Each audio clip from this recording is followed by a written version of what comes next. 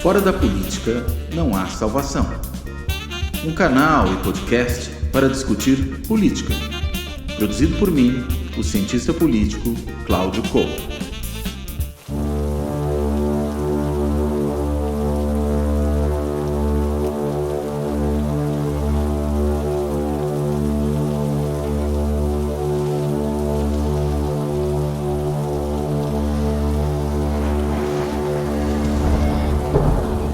Olá, este Fora da Política Não Há Salvação vai tratar da questão dos vários, podemos assim chamar, acidentes naturais. Há quem diga que não são acidentes naturais porque não são acidentes, nem são desastres naturais porque não são naturais, né? Talvez a gente tenha que corrigir um pouco essa terminologia, né? A gente viu recentemente os eventos que ocorreram no litoral norte paulista, né? Sobretudo na cidade de São Sebastião, mas atingindo também Bertioga, atingindo Ubatuba, né, provocando morte de mais de 50 pessoas, deslizamentos muito sérios, destruindo as moradias dessas pessoas, ou seja, uma verdadeira calamidade.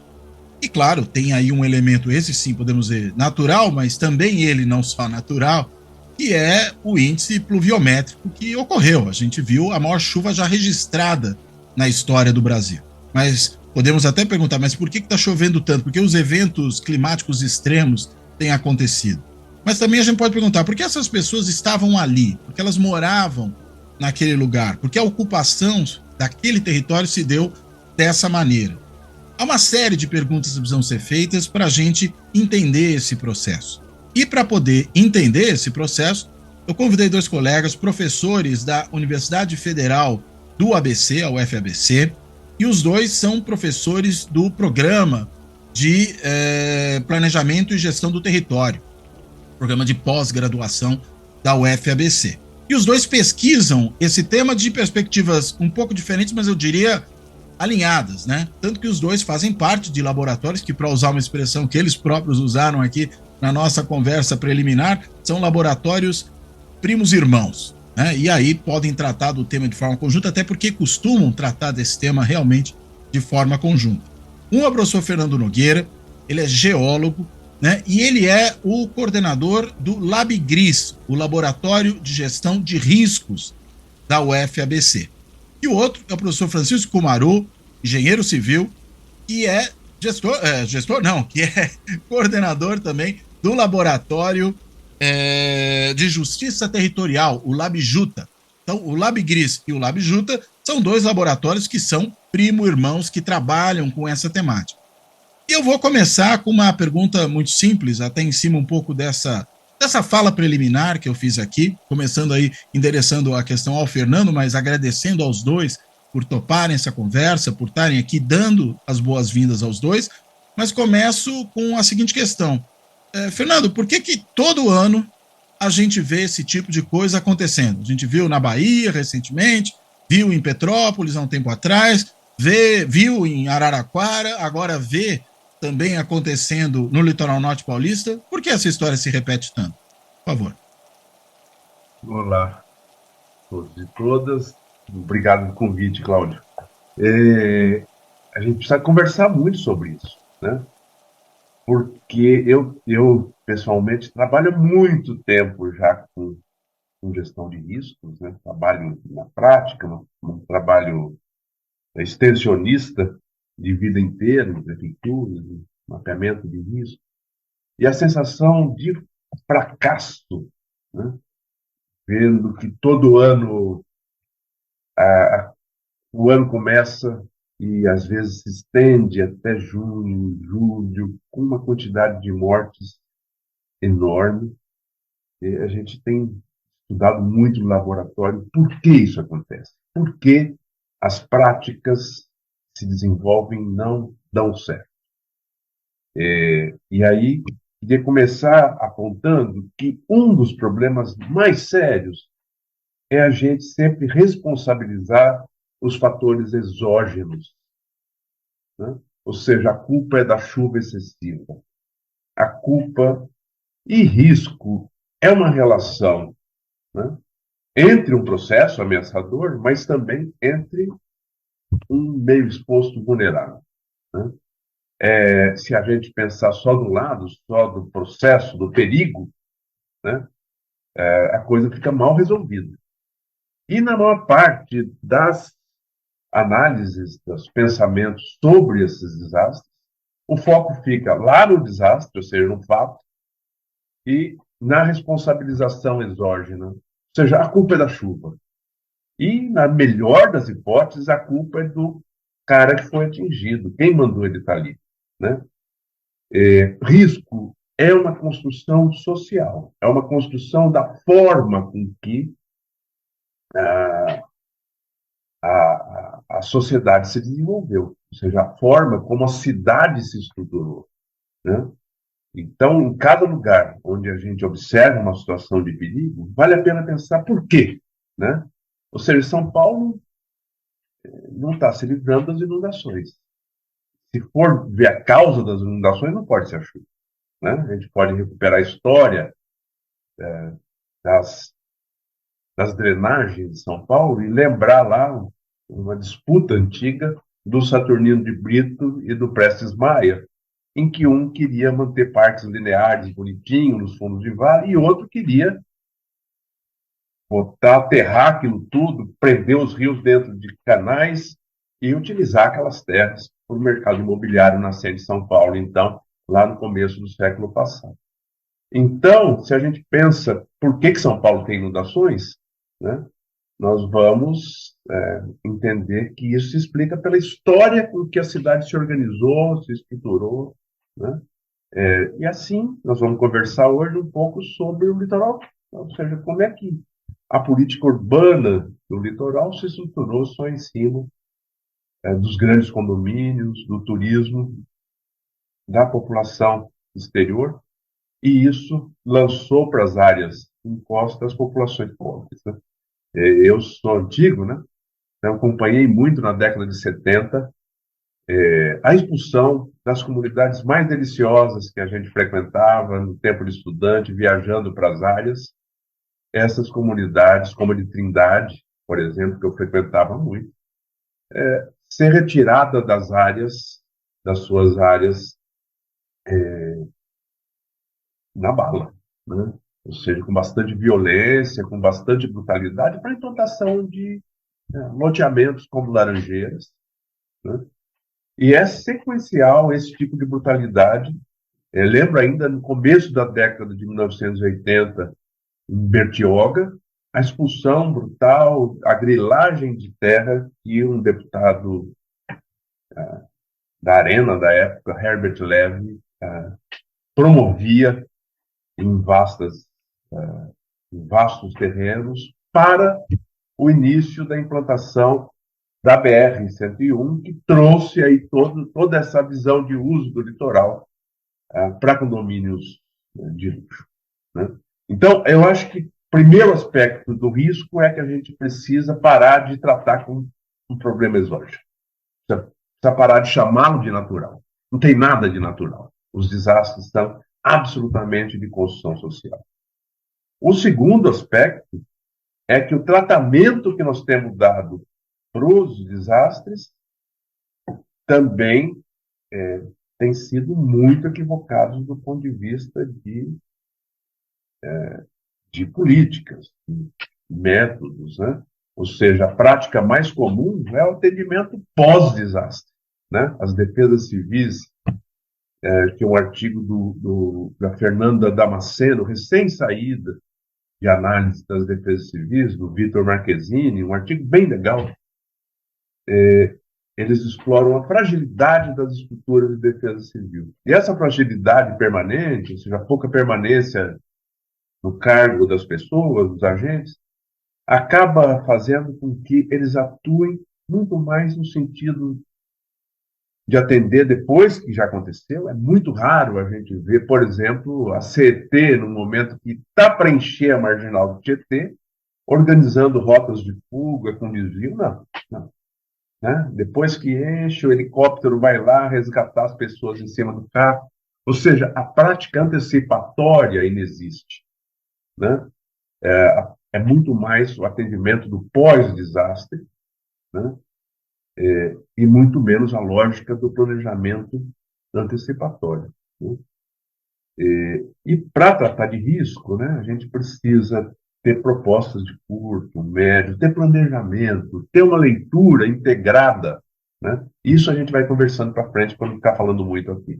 Vamos para frente, né? Muito Mas eu bem. acho que esses Agora, são dois problemas: o problema da concepção e o problema da gestão.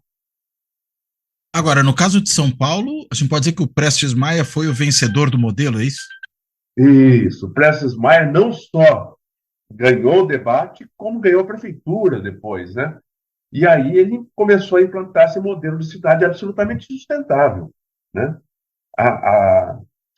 Um artigo incrível da Luciana Travassos, que eu gosto muito, junto com outros autores, Pedro Jacob e outros uns meteorologistas da USP, eles discutem por que ainda acontecem mortes em eventos extremos na região metropolitana de São Paulo. E esse artigo bacana, ela fala que tem dois caminhos. Primeiro, onde tem inundação, tem má engenharia, ou seja, tem engenharia insustentável, né? E, portanto, precisa ser revista. E segundo, nos lugares que tem deslizamento, tem falta de engenharia, ou seja, tem falta de infraestrutura, né? Falta de cidade. O terceiro motivo que ela diz é a incompetência dos agentes que tratam da emergência. E quarto, é que os prefeitos, os governantes, quase nenhum tem visão antecipatória. E o Omar Dario Cardona, um engenheiro colombiano, eu já pedi autógrafo uma vez para ele, porque ele é uh, um bom estudioso de risco. Ele me deu um autógrafo que eu adorei, que está escrito assim: governar é antecipar-se, né? É antecipar-se. E os governantes não governam, portanto, não antecipam, né? Eles só trabalham com a visão do imediato, e isso precisa acontecer, né? Principalmente porque nós vivemos um momento dramático de crise climática. Francisco, por favor, a palavra está contigo. Opa! Então, eu quero agradecer também pelo convite, professor Cláudio Couto, prazer estar aqui com todas e todos. Assim, eu acho que a gente acaba precisando fazer, né, uma reflexão. O Fernando tocou um pouco na questão de planejamento, né, e aí eu vou puxar um pouco a brasa para a minha sardinha, né, para a sardinha do planejamento urbano, para a gestão urbana, né, e a gestão territorial dos territórios dos municípios, né, e aí especificamente a gente falando dos territórios dos municípios litorâneos.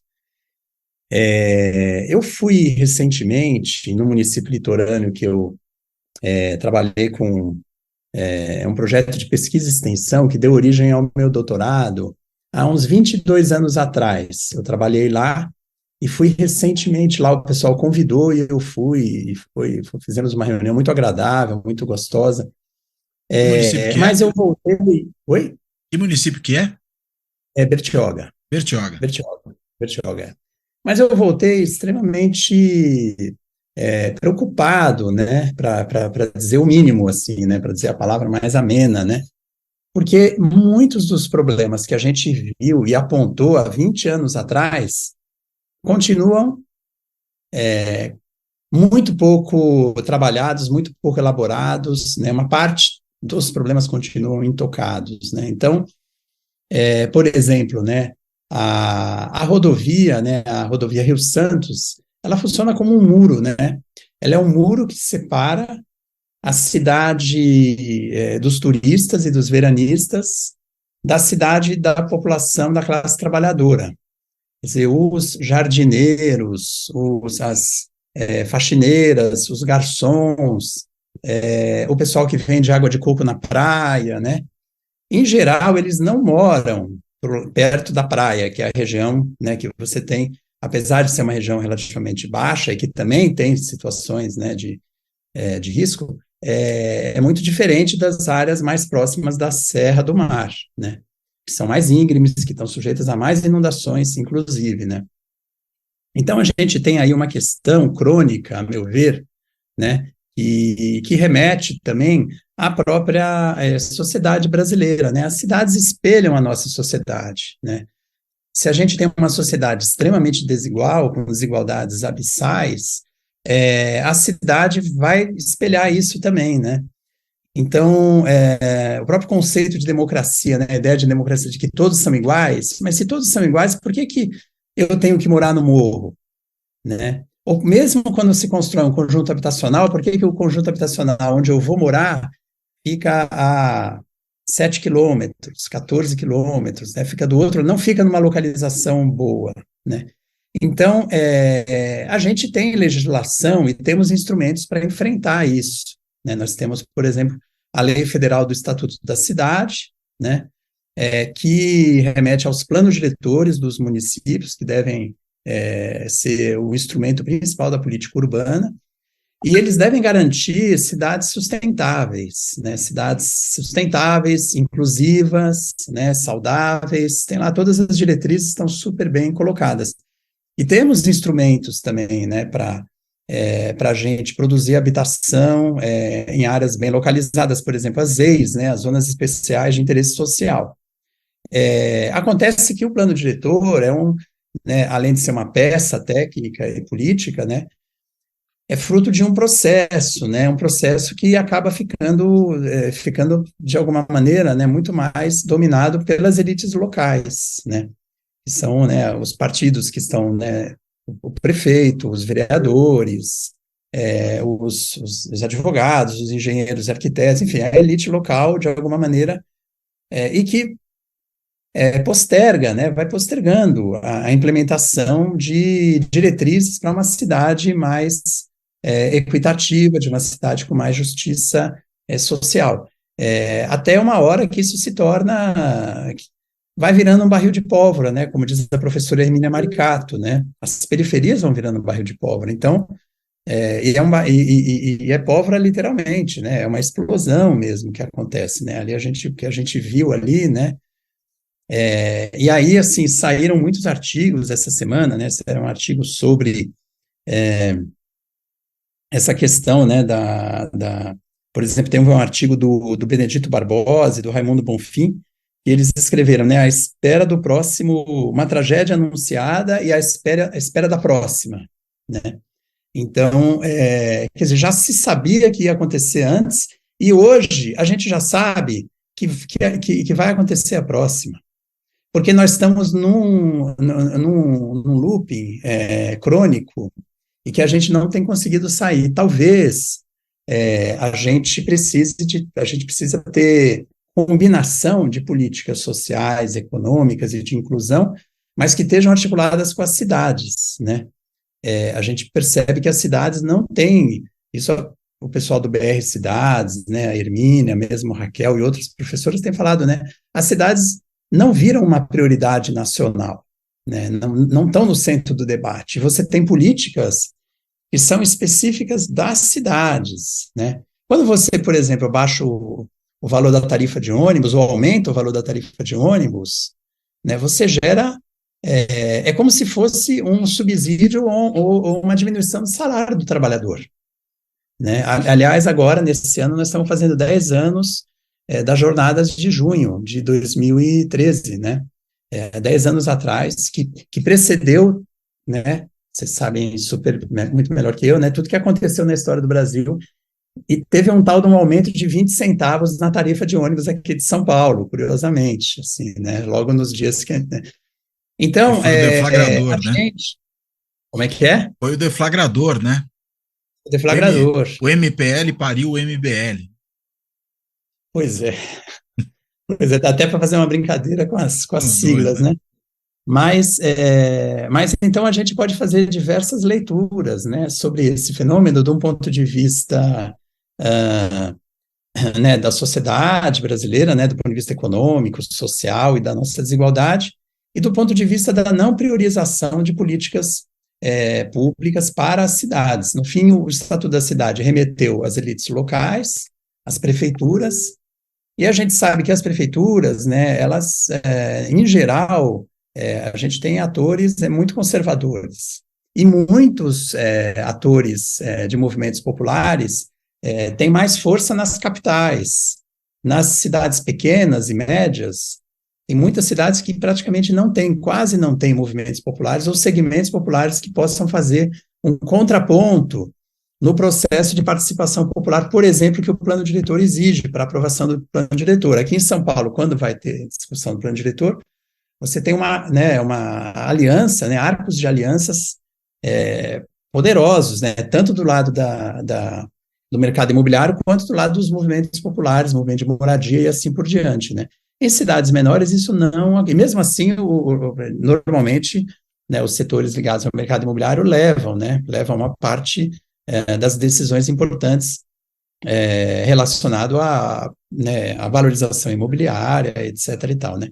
Então, eu acho que essa tragédia do litoral norte, né, ela traz para a gente, né, uma possibilidade de a gente discutir como romper com esse modelo, né? E aí tem uma discussão específica da gestão de risco, que eu acho que é muito importante, que é fundamental, que é toda a prevenção que tem que ser feita, e a capacitação de lideranças locais, os NUDECs e assim por diante, e também a questão das obras que são necessárias. Essa última sigla que você falou, LUDEX, o que é? NUDECs, núcleos de... Núcleos comunitários de defesa civil. Boa, núcleos É comunitários. a organização da... Eu vou falar disso já, eu conto melhor. NUDEX. NUDEX, ou NUPDEX também, alguns chamam. Perfeito. Mas aí só para entender o que era. Não, boa, desculpa, a gente usa sigla, né? Às vezes está fora do... Está no automático, né? Está no automático. E a gente, então, precisa, eu acho que, discutir várias dessas coisas, né? Por exemplo, qual é a obra urbana que dá visibilidade e que o prefeito gosta de inaugurar? E a obra urbana na cidade que não dá visibilidade e que o prefeito não gosta de inaugurar, mas que é essencial, né?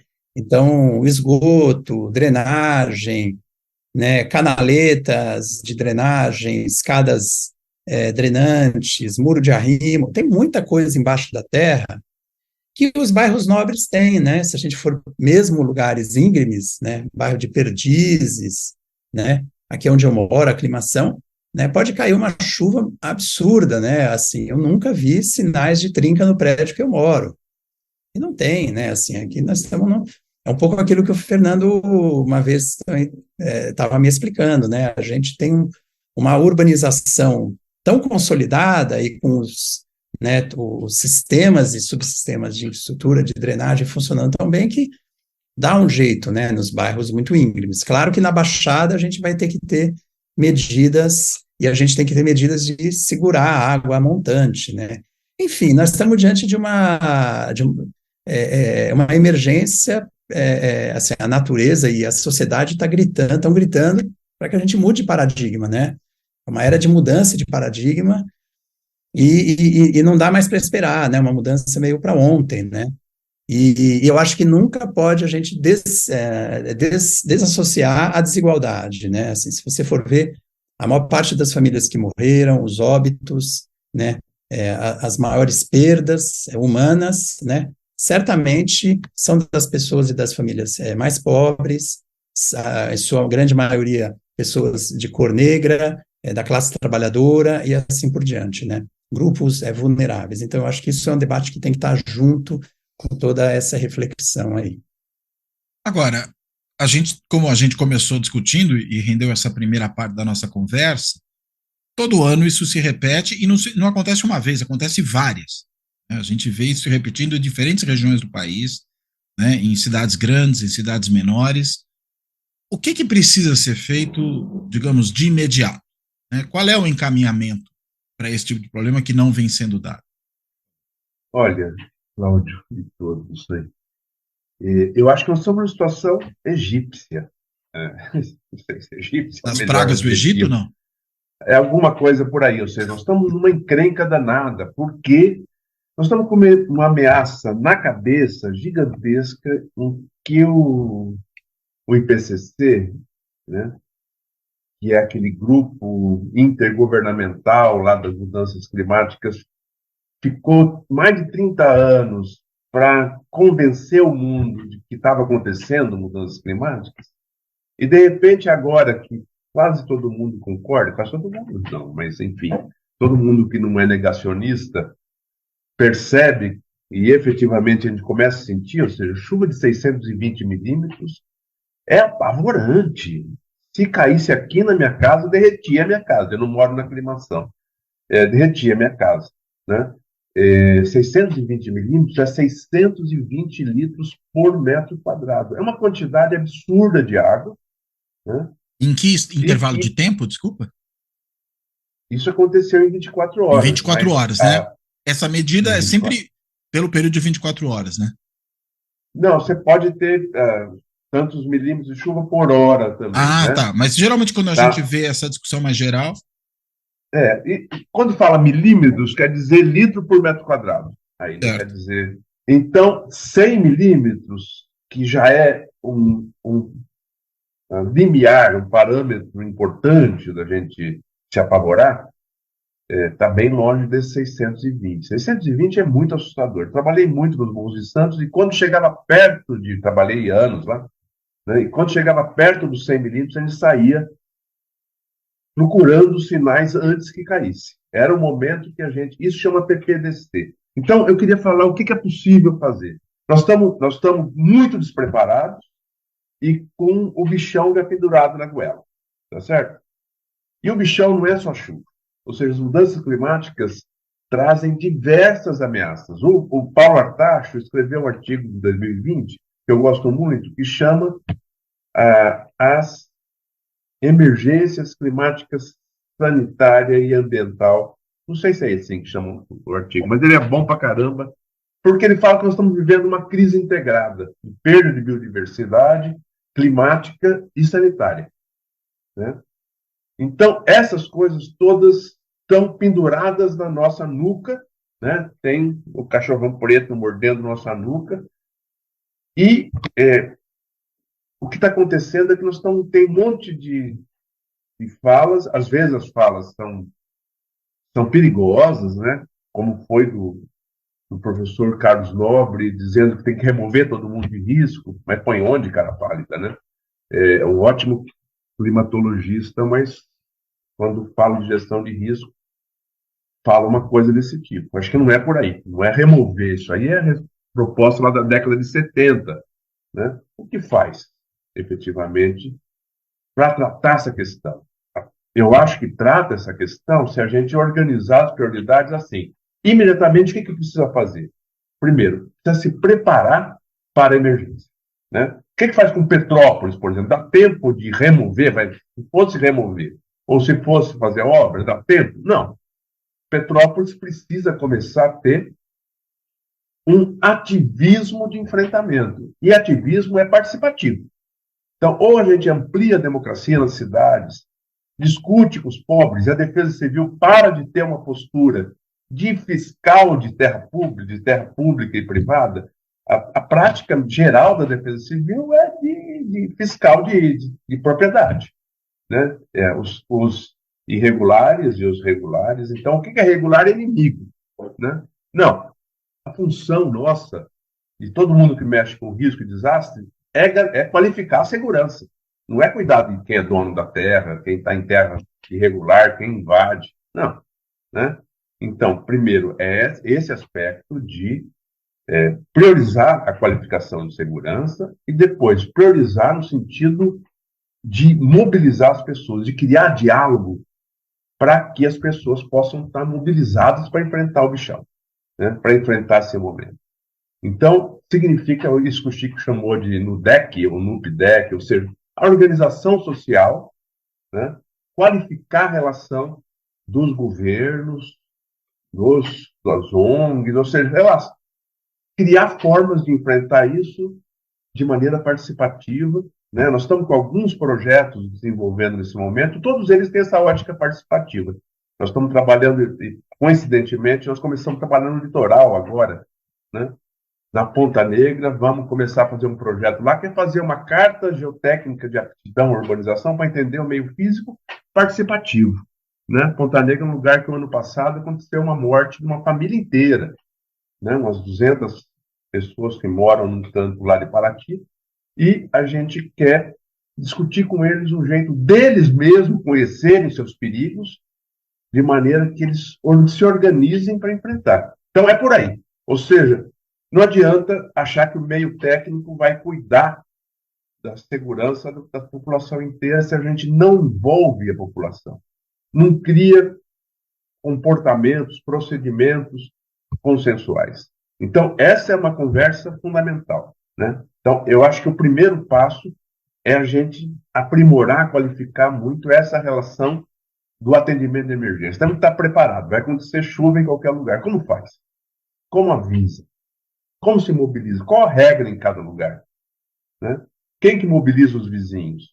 Quem vai ver se tem um problema até que chegue um técnico com melhor qualificação para olhar? Né? Para onde as pessoas vão que é seguro? Né? São coisas simples. Né? Um pouco como a lógica da brigada de incêndio, né, no prédio onde as pessoas trabalham. Isso. Fazer isso em cada microbacia, em cada bairro, certo? Criar formas de autodefesa. Acho que é por aí. Né? Precisam priorizar isso aí, todos os métodos participativos de enfrentamento de emergência. Segundo, de imediato, a gente precisa priorizar a qualificação dos ambientes vulneráveis. Ou seja, as cidades vão gritar cada vez mais e o grito começa pelos lugares mais frágeis. Tá certo? As cidades que têm aqueles pontos críticos, isso vai atingir todo mundo, mas se não mexer, parte desses lugares mais vulneráveis. Então, é melhorar a drenagem, melhorar o ambiente mínimo, certo? Melhorar a capacidade de reservação de água, porque mudança climática não envolve só excesso, mas também, nesse momento, nós estamos pela primeira vez, não sei quantos anos, com a cantareira com nível 70%. Mas a gente está sempre sob ameaça de falta de abastecimento. Né? Durante a pandemia, muitas comunidades ficaram sem água para lavar a mão. Não é possível, né? Muitas. Né? Então, precisa ter reservação, precisa ter caixa d'água, precisa ter o mínimo contra os desastres possíveis, as doenças possíveis que possam surgir dessas áreas. Então, isso são prioridades. Né? Então, de curto prazo, é por aí. Né? De médio prazo, né? Eu acho que nós precisamos pensar em grandes reformas urbanas. Grandes reformas urbanas. Né? Não dá para ser longo prazo essa. Grandes reformas urbanas que alguns países, algumas cidades ricas já estão fazendo. Né? Então, já tem a cidade de Chicago. Mesmo, eu lembro quando passei em Nova York em 2013, tinha uma revistinha só com os projetos que os holandeses apresentaram para Nova York depois do Sandy. Principalmente mudar a relação da cidade com a água, ou seja, a questão das drenagens. São Paulo, eu acho que tem que quebrar todas as grandes avenidas de fundo de vale. Né? Não tem sentido a Avenida dos Estados ser priorizada. Né? Ali inunda toda vez que chove, não tem aula no FEBC. O trem não consegue chegar. Né? Então tem um erro, tem uma insustentabilidade daquela avenida. Aquela avenida precisava achar uma saída. Né? O pessoal de transporte. Tá? Então, nós precisamos fazer grandes reformas urbanas e nós não temos muito hábito disso, de fazer grandes reformas urbanas. Né? Nós só vamos estendendo onde dá para ganhar mais dinheiro. Né? Então, tem que ter uma lógica de reforma. Né? Mas se a gente não começar a se mexer já, a gente não faz uma coisa nenhuma. Né? Então, adaptação, quando a gente fala em adaptação, e eu louvo a possibilidade de aparecer agora nesse governo uma autoridade climática, eu acho que a autoridade climática tem que abarcar a gestão de risco e criar um programa de gestão de risco que envolva a Defesa Civil, envolva o Ministério das Cidades, envolva quem mapeie, ou seja, todo mundo que o meio ambiente, todo mundo que mapeie, tem que ser um planejamento multissecretarial, envolvendo e também multi-institucional, né, multi-níveis institucionais aí, que permita a gente criar políticas de gestão de risco, não só políticas de defesa civil que não funcionam, né? Então, eu acho que tem que se mexer já. Espero que esse governo comece a responder Já os dois pesquisadores do nosso laboratório foram para o Ministério das Cidades trabalhar na diretoria de gestão de riscos, né, da Secretaria de Espaços Periféricos, né, do Ministério das Cidades. E nós estamos na maior torcida para que eles tenham muito sucesso em criar políticas efetivas, eficazes de gestão de risco, priorizando essa sequência. Bem, Francisco, por favor. Então, eu estava pensando aqui, né, ouvindo o Fernando, né, sobre como que as nossas cidades, como que nós estamos num patamar em que nós não demos conta da lição de casa, né, é mais ou menos como aquele garoto que está na escola e chega ali para junho. Eu estou falando isso porque justamente eu tenho filhos em idade escolar, então acho que vocês sabem também muito bem o que significa. Chega ali em maio, junho, e aí você vai descobrindo que tem um monte de coisinhas que precisaria ter sido feita, né? E aí, se acontece de você não fazer lição de casa, né, de algo que já tinha que ter sido feito antes, e também o contexto muda e você tem novos problemas para lidar, você tem um acúmulo, né? Você tem que lidar com os velhos e os novos, as velhas e as novas tarefas, né? As nossas cidades, a gente não deu conta, né? As coisas básicas, muito antes da gente falar em mudança climática, né? Abastecimento de água, tratamento de esgoto, drenagem de água pluvial, equacionar o problema da habitação, democratizar o transporte, nada disso foi equacionado nas nossas cidades, bem equacionado, vamos dizer assim, para 95% da população, né? Não foi, né? Então são velhos problemas antes de aparecer a discussão de mudanças no clima. E aí hoje a gente tem, né, também a discussão de mudanças do clima e dos eventos extremos, que complexifica, porque a gente tem uma base de cidades extremamente despreparadas, né, onde você tem territórios que são a cidade legal, né, a cidade incluída, né, o pessoal brinca às vezes, né, São Paulo, a São Paulo da Vejinha, né, que você tem aqueles quarteirões ali que são aquelas... E você tem a enorme periferia que é absolutamente, onde você não tem calçada para andar, as pessoas andam na rua, né? Quem é cadeirante, né, não sai de casa, né? A pessoa com deficiência não pode sair de casa se ela está num barraco, numa favela, numa quebrada e numa rua numa viela íngreme, né? Então, para a gente lidar com isso no curto e médio prazo, a gente precisa, né, diante de uma realidade radical, a gente também tem que ter uma ação radical, né, na minha opinião, que é uma reversão dos investimentos, né, realmente investir seriamente onde estão os territórios mais vulneráveis, né, os territórios populares e periféricos, principalmente. Esses periféricos não necessariamente é geográfico, a gente tem territórios populares que também se encontram próximo de áreas mais centrais, né? E a gente enfrentar isso daí conjuntamente. Tem um professor da UFABC que ele deu uma aula, que é uma aula muito bacana, né? Que ele discute com os alunos, ele fala como que a gente equaciona e discute juntos o problema do fim do mundo com o problema do fim do mês, né?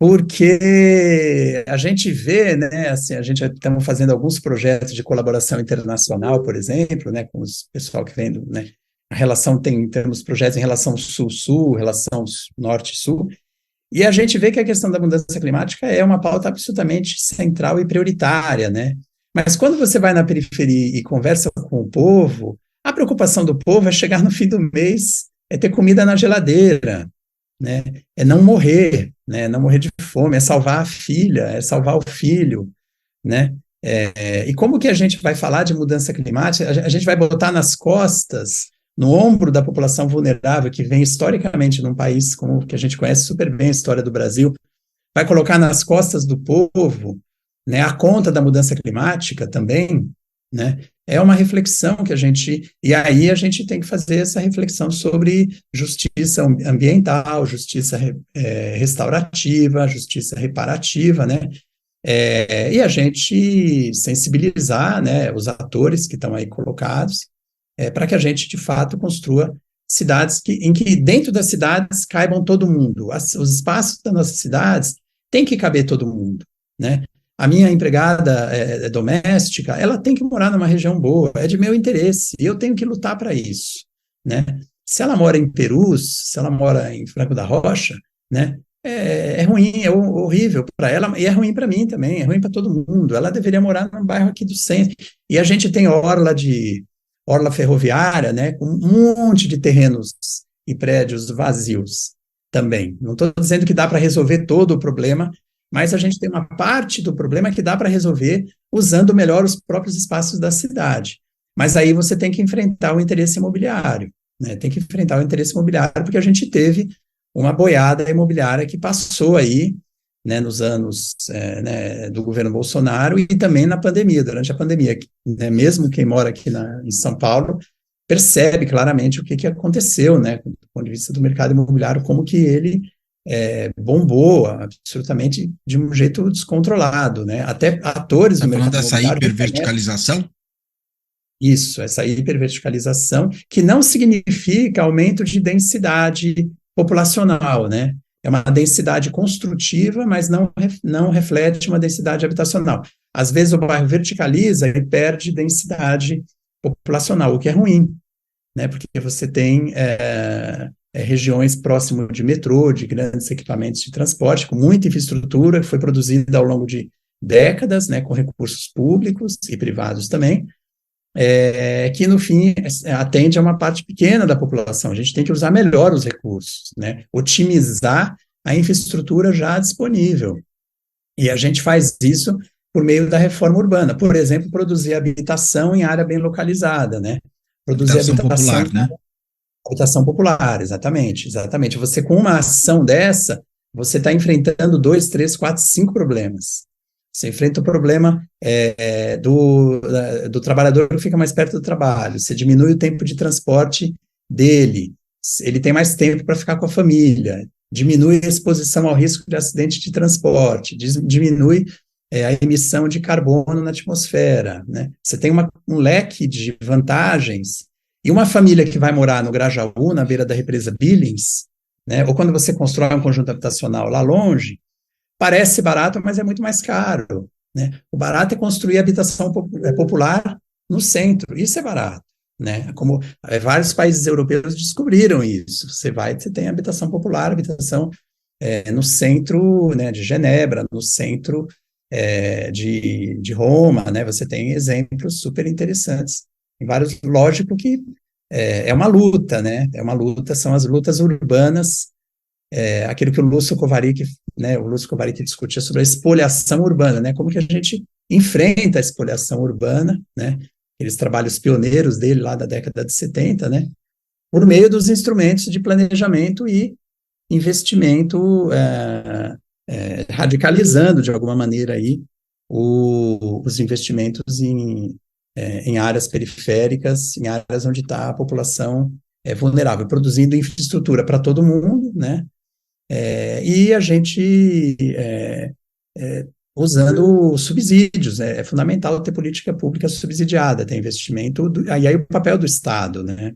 Tem uma coisa que assim, a gente pode falar, e é fundamental a participação popular, a gente tem que defender, tem que ter, é fundamental terra bem localizada, e política fundiária e política urbana bem articulada, e é fundamental a presença do Estado, né, por meio de investimentos públicos aí. Agora, o capital imobiliário, ele tem uma capacidade de se apropriar muito rapidamente dos investimentos públicos que são feitos, né?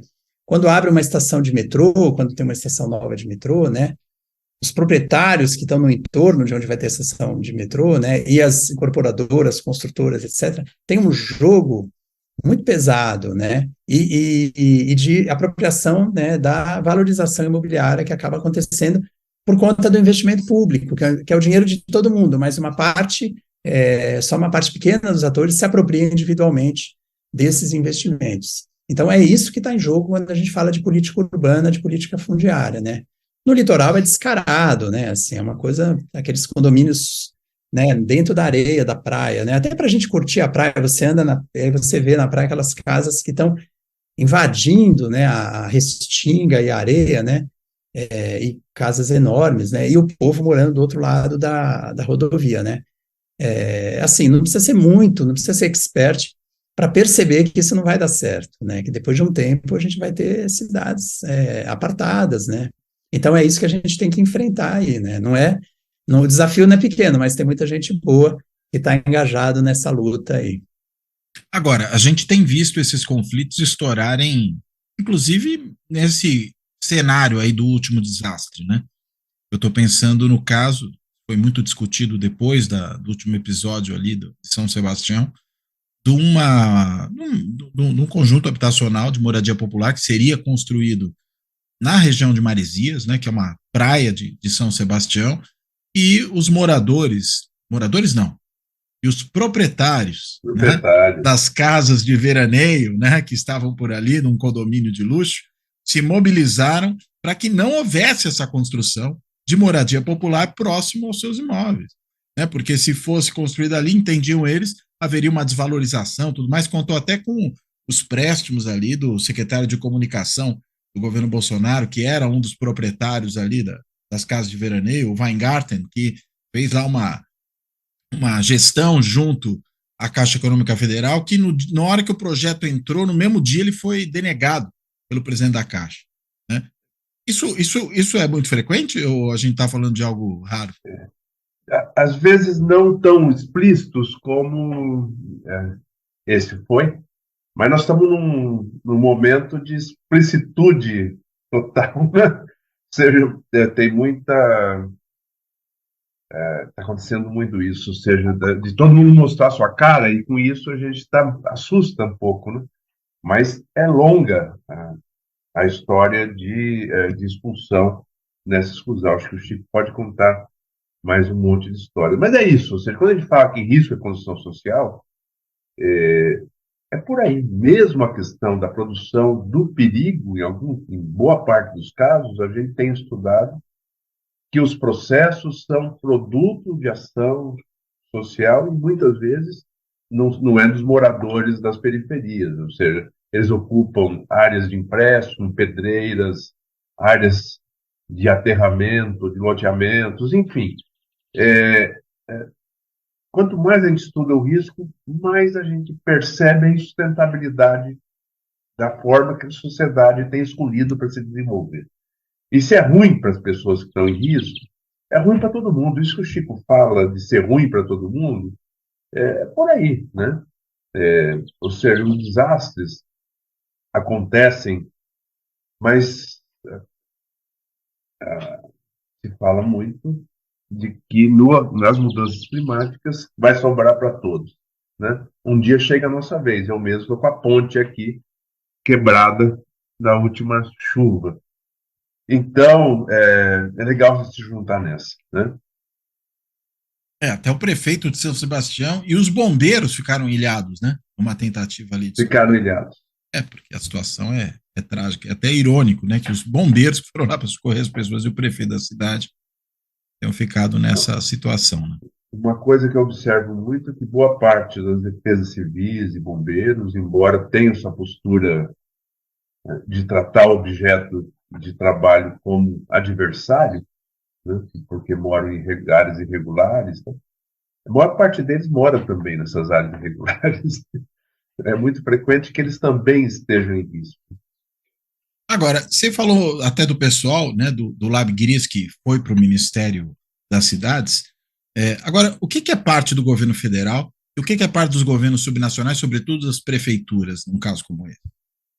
Então, os desastres acontecem nas cidades, né? Portanto, a prefeitura tem um papel essencial, né?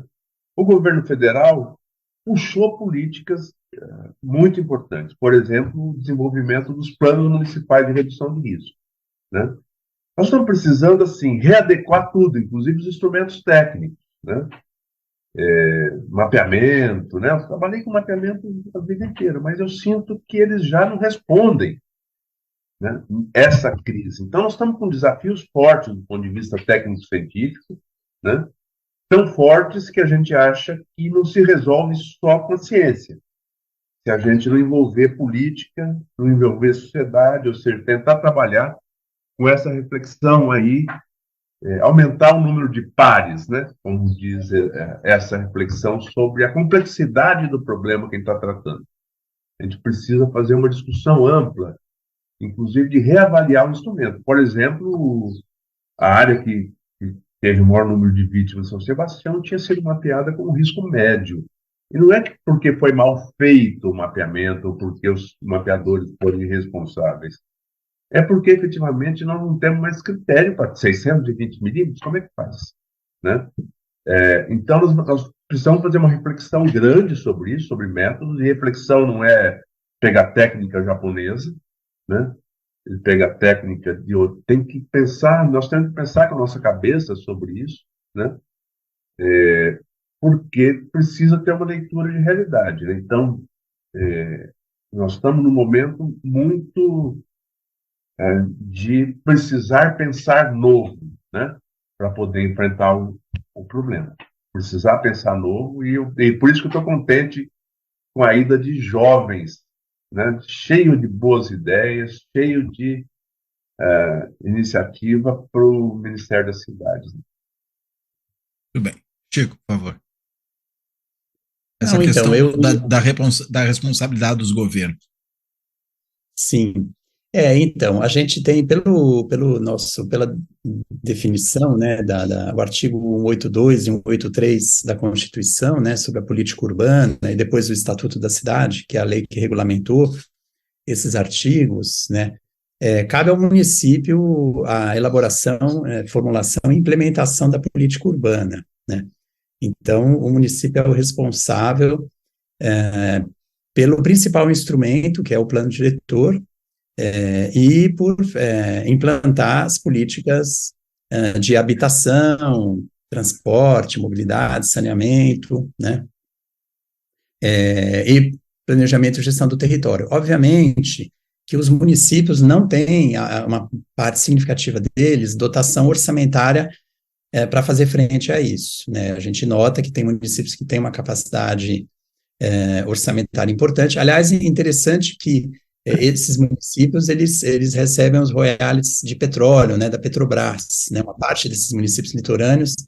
Então, não se trata de municípios pobres, né, municípios onde você tem, né, você vai, às vezes, né, eu já trabalhei no Vale do Ribeira, né, interagindo com prefeituras ali, ou em Minas Gerais, e você percebe, né, o prefeito, o secretário de Finanças abre as contas para você, você fica com dó do pessoal, você fala, gente, isso aqui, né, é uma pobreza muito grande. Não é o caso, né? Nós estamos em regiões ricas, né? O estado mais rico e municípios muito ricos também. E que nessas áreas aí de casa de veraneio cobram, inclusive, IPTUs altíssimos, né? Que é justo, acho que está certo de cobrar, mas dá uma receita razoável também, né? Própria. Exatamente. O próprio município de Bertioga, né? As notícias que a gente tem, né? O Riviera de São Lourenço e outros condomínios, né? Permitem uma arrecadação considerável, né, e todos os trabalhadores, porque todo mundo paga imposto, né, obviamente.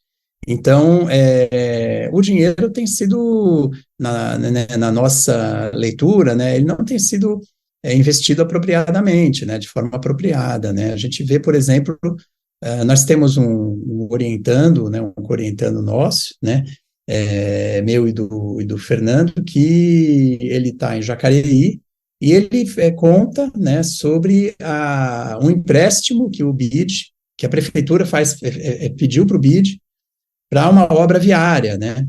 Outro dia eu fiquei sabendo uma obra viária dessas que a gente olhando, né, a gente não precisa nem ser especialista em sistema viário e mobilidade, né, não é a minha expertise número 1, mas só de olhar, né, o relato e ver, você fala, gente, isso aqui absolutamente não é nem a prioridade número 1, nem a número 2 e nem a número 3, né, assim, o prefeito está usando, né, recursos para investir em algo que não vai resolver a vida do povo, que não vai resolver...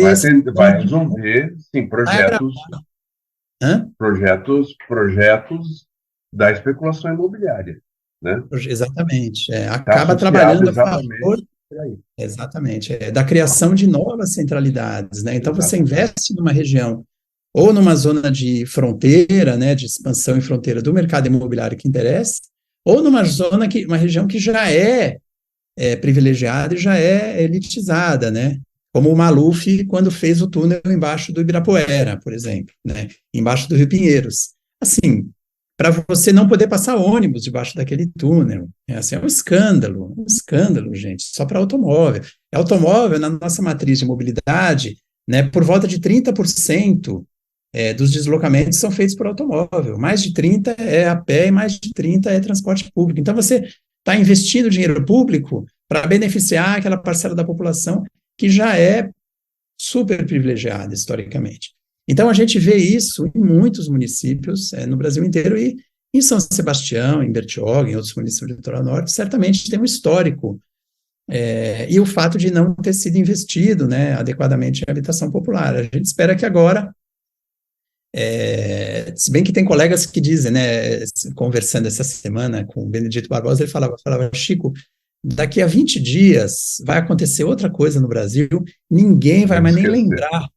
Assim como rolou o 8 de janeiro, depois os Yanomamis, daqui a 20 dias acontece outra e ninguém nem fala mais e segue o baile, né, como uma aluna minha costuma dizer, né. Mas eu acho que a gente tem uma oportunidade importante para mobilizar, né, mentes e corações, e acho que esse o título, né, do teu programa aqui, né, Fora da Política Não Há Salvação, achei genial, assim, né. Muito bom. Que é justamente isso, né, são problemas, são questões que o Estado é fundamental, políticas públicas são fundamentais, e a participação popular também, né, então é um jogo que não acabou, e é uma disputa que está aí, as cidades estão em disputa, né, é uma disputa pesada que está rolando. Né. E é um problema que tem que ser resolvido ele próprio politicamente, né?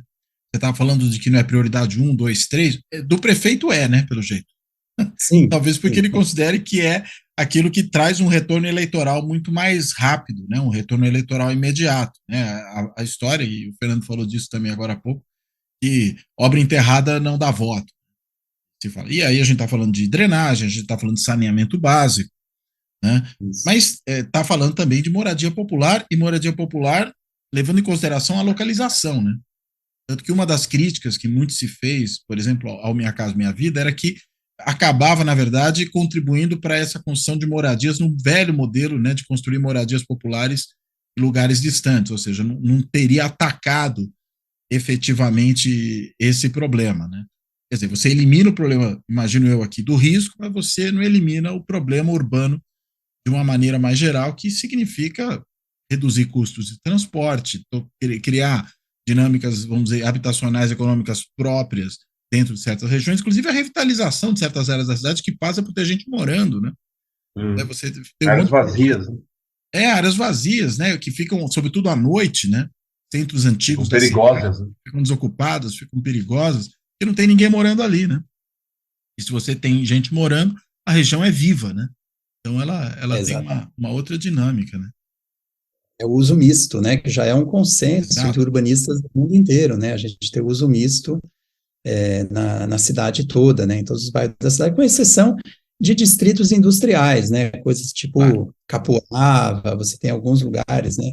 No ABC mesmo, né? Em Cubatão, né? Que são aberrações que em outros países, que aí a gente tem uma questão da divisão internacional, né, do tipo de produção, quem produz o quê, quem fica com o quê na divisão internacional, mas faz todo sentido a gente ter uso misto na cidade toda, né, e eu acho que é isso, a gente tem que tá trabalhando aí, a gente tem feito um trabalho intenso de formação dos estudantes, tanto da graduação como da pós-graduação, buscando levar eles para campo, né. Não tem uma disciplina minha que eu não faça uma visita de campo, eu tenho certeza que o Fernando também. O Paulo Freire dizia, né, a cabeça pensa onde os pés pisam, né?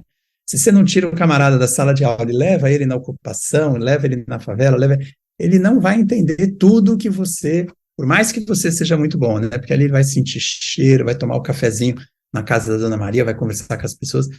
Então a gente tem um desafio intergeracional, né? Porque a produção das cidades, ela leva décadas, né? A gente está falando de um tipo de política, as políticas urbanas, elas são políticas de médio e longo prazo, né? O tempo de produção de uma moradia autoconstruída na periferia, por exemplo, passa de 10 anos, né? As famílias ficam 15 anos produzindo a sua própria casa. Tem um filme da Hermínia Maricato que é um clássico, é brilhante, chama Fim de Semana. Eu passo todo quadrimestre em uma das disciplinas que eu dou, né? Que mostra os trabalhadores fazendo a sua produção nos finais de semana. Então, isso aí uma exige... catedral, né? Leva Uma séculos. catedral. Exigiria política de Estado, né? É um projeto, um governo de 4 anos é muito pouco. É que nem fazer uma rede de ferrovias para um país que nem o Brasil. Um governo não faz, né? Mas a gente nunca vai fazer. O Brasil não merece ter uma rede de ferrovias em todo o país para passageiro, carga, etc. Só que é política de Estado. Como que a gente faz isso, né? Então aí eu devolvo até a bola pro Cláudio, né? Que é aqui da área da ciência política, né, para nos ajudar, porque tem questões que estão nessa interface da administração pública, como que a gente lida, né, o projeto de produção de novas universidades, né, a gente deu sorte, né, porque tivemos 2 mandatos do Lula e um da Dilma, e mais um pedacinho do outro da Dilma.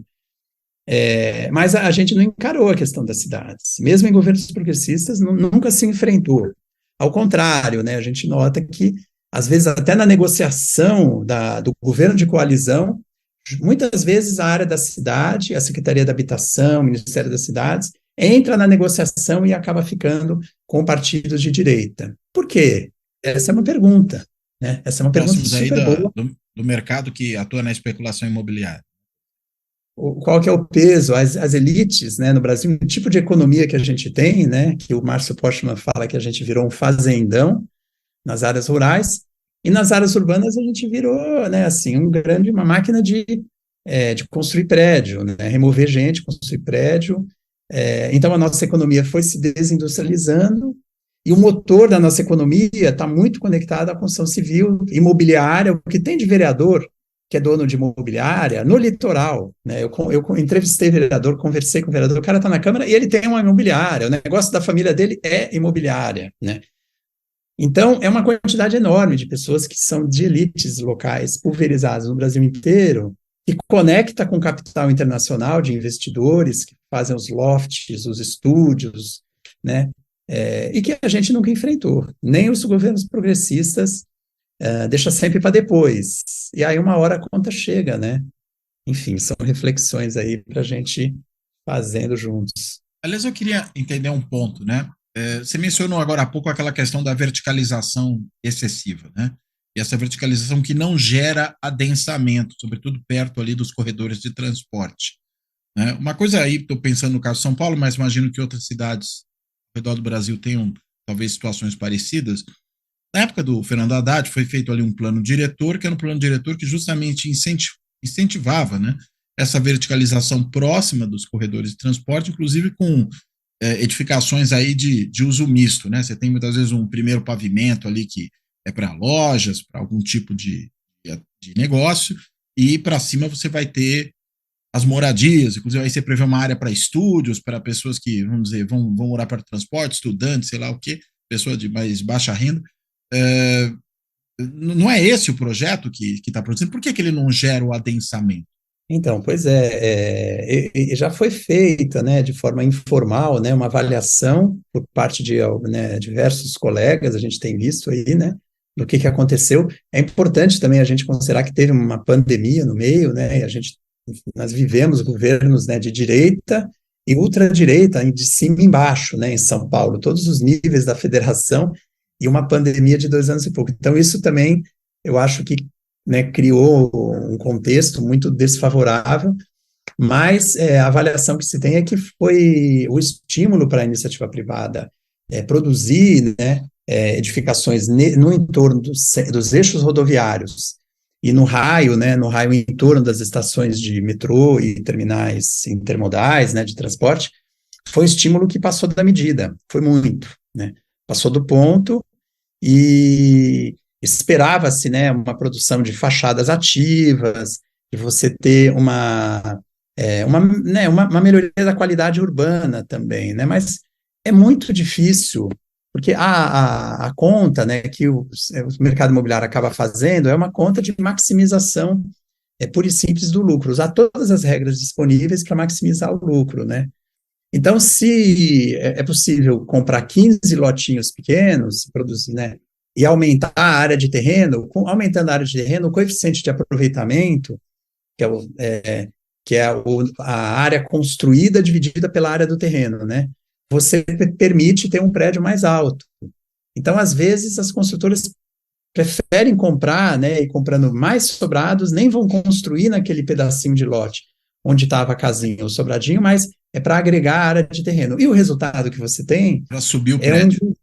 é subir o prédio em um terreno enorme, com um muro, né, que do ponto de vista de urbanidade, de caminhabilidade, para você caminhar, né, num lugar, você tem espaços muito pouco a menos, muito pouco humanizados, né, de pouco encontro, de baixo nível de interação social, vários tipos de problemas, né? Então, são empreendimentos que, no fim, eles não contribuem para a melhoria da vida urbana e não tem jeito. Se o Estado não regular, não colocar regras pesadas, a gente não vai ter cidades saudáveis e sustentáveis e agradáveis, né? Que você vai andando a pé da tua casa. Agora termina a live aqui, né? A gente desce, vai um pouquinho na padaria, compra um pãozinho e a gente faz um caminho agradável. O Fernando não, porque está com a ponte quebrada lá da casa dele. Né, mas o Cláudio e eu vamos descer um pouquinho, vamos andar. Mas se a gente tem aqui do lado, né, muro, né, um muro de 500 metros, né, com aquelas cercas de arame, né, pontiagudo, com luz né, que ilumina a cara da gente, enfim, não, você fala, gente, já foi à noite, você vai de carro, né, em vez de você ir a pé. E isso é ruim para a cidade, né? Eu tenho resistido, né? Tentando sempre andar a pé, de bicicleta, né? Porque a gente precisa humanizar as cidades, humanizar as ruas das cidades, né? Ocupar as praças, né? Trabalhar com a população em situação de rua. Tem várias políticas públicas, iniciativas da sociedade civil que a gente tem que incentivar e cobrar dos governos, né? Para a gente ter cidades mais agradáveis e lugares mais felizes para a gente viver, né? Perfeito. Perfeito. Gente, ótima conversa. Muito obrigado a vocês dois aí por esse papo. E caminhando aqui para o encerramento, eu primeiro agradeço, né, como acabei de fazer a vocês, mas devolvo a palavra para vocês não só fazerem aí as considerações finais, mas também se tiver algum ponto que porventura a gente tenha deixado de tratar, vocês aproveitem e falem dele agora. Começando aí pelo Fernando. Por favor, Fernando. Enfim, nós não vamos parar o assunto agora, nos próximos 20 dias, como o Chico apontou, infelizmente, porque o ano passado mostrou bem isso.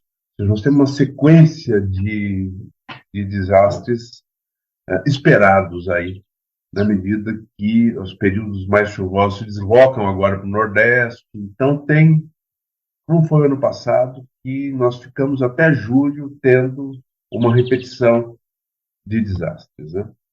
Estão contratados, né? Montar essas políticas com urgência. Não dá para ter esse cenário repetindo todo ano, porque ele se amplia, né? E porque nós estamos muito atrasados em enfrentar essa condição de adaptação. A busca da cidade melhor, a busca da cidade tranquila, tem que envolver também essa preocupação da cidade segura ambientalmente, né? O direito urbano tem que incluir o direito à segurança ambiental, né? Ou seja, todo mundo que mora nas cidades tem que morar em ambientes seguros. E é possível, com investimento bem menor do que as grandes reformas urbanas que vão ser necessárias para que todos possam sobreviver a essa crise, né?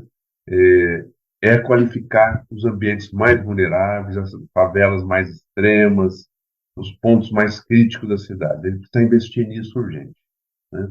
Espero que o orçamento olhe um pouquinho para os pedaços mais precários, mais sofridos da cidade, ao invés de só reformar toda vez no Anhangabaú, de 5 em 5 anos, fica cada vez mais bonito, mas a cidade está cheia de precariedade, muito mais barata para resolver, né?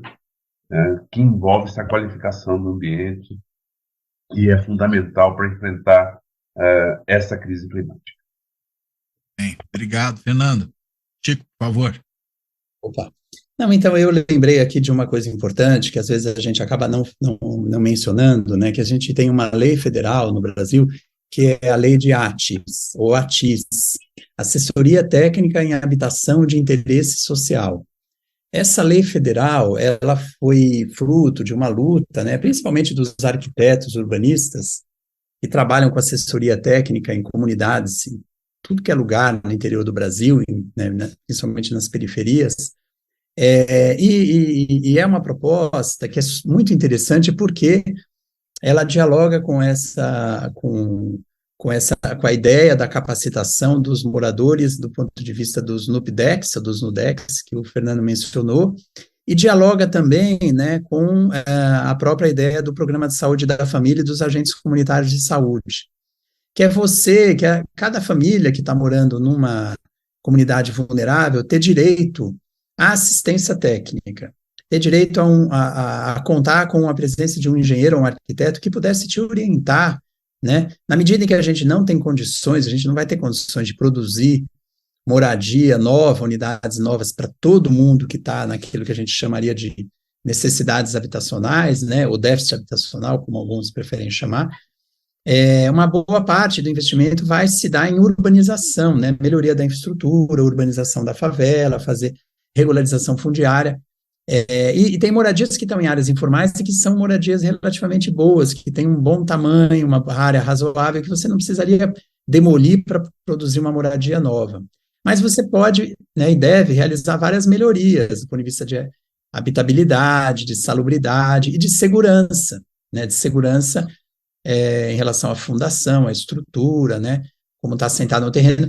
Então, essa lei de ATIS, né, ou de ATIS, ela é uma lei super importante, tem um grupo de ativistas e militantes que têm batalhado bastante para que ela possa ser colocada em prática. Tem algumas prefeituras que estão começando muito timidamente, a implantar. É mais ou menos como aquela coisa do catraca livre, né, você tem cidades aí, né, parece que Maricá, né, no Rio de Janeiro, né, você tem um outro, o cara é muito corajoso demais, o cara é tão corajoso que o cara bota catraca livre no transporte urbano, e é uma coragem boa e necessária, né, Cláudio, para poder fazer as mudanças que a gente precisa nas cidades, né. Então a TIS é uma perspectiva que eu queria lembrar aqui, que além de tudo, além do direito à moradia, o direito à cidade, o direito às cidades sustentáveis, que está na nossa legislação, né, as pessoas têm direito à assessoria técnica também, a uma assistência técnica, né, você morar numa casa que ela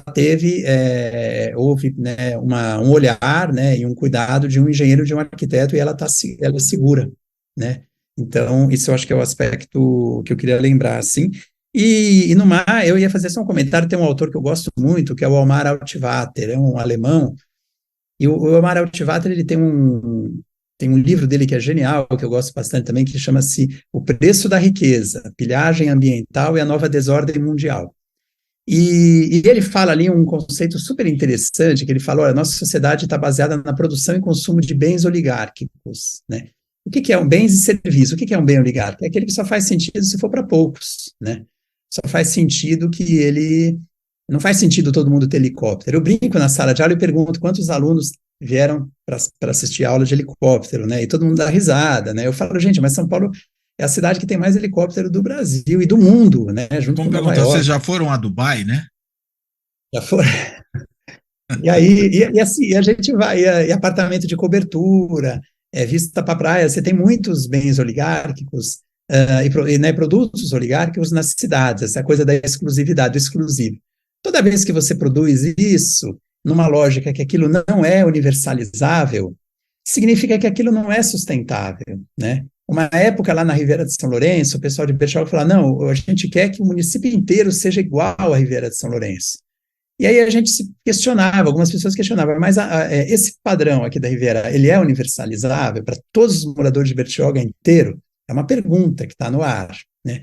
Se não for universalizável, significa que não é sustentável, né? Não atende a princípio de equidade nem da sustentabilidade. É como os Estados Unidos, né? O padrão, né, de vida nos Estados Unidos não é universalizado. Então, eu acho que é uma reflexão que a gente pode fazer nas cidades também, até para, junto com as classes populares e as elites, a gente parar para pensar, porque a gente tem que mudar rápido aí, né? Não temos tanto tempo, né? Como o Fernando já mencionou. E, no mais, uma alegria estar aqui com vocês, aprendi muito e obrigado pela oportunidade. Eu que agradeço. Bem, então, com essas últimas palavras aí do Francisco, a gente vai encerrando. Eu quero agradecer ao Francisco, agradecer ao Fernando por essa conversa, muito esclarecedora e importante, por tudo que a gente vive e não viveu só agora, né? A gente tem vivido constantemente, reiteradamente ao longo dos anos, e pelo que eles apontaram, infelizmente, vamos viver novamente em breve, né? São crises contratadas, para usar uma expressão um pouco dos economistas, né? A gente está com esses desastres também, de alguma forma, contratados, mas precisamos saber como lidar com isso. Bem, então, eu agradecendo aos dois, agradeço também a todas e a todos que têm acompanhado aqui o Fora da Política Não Há Salvação, seja no canal do YouTube, seja no podcast. Está disponível em mais de 20 plataformas de áudio aí, para quem quiser escolher a sua.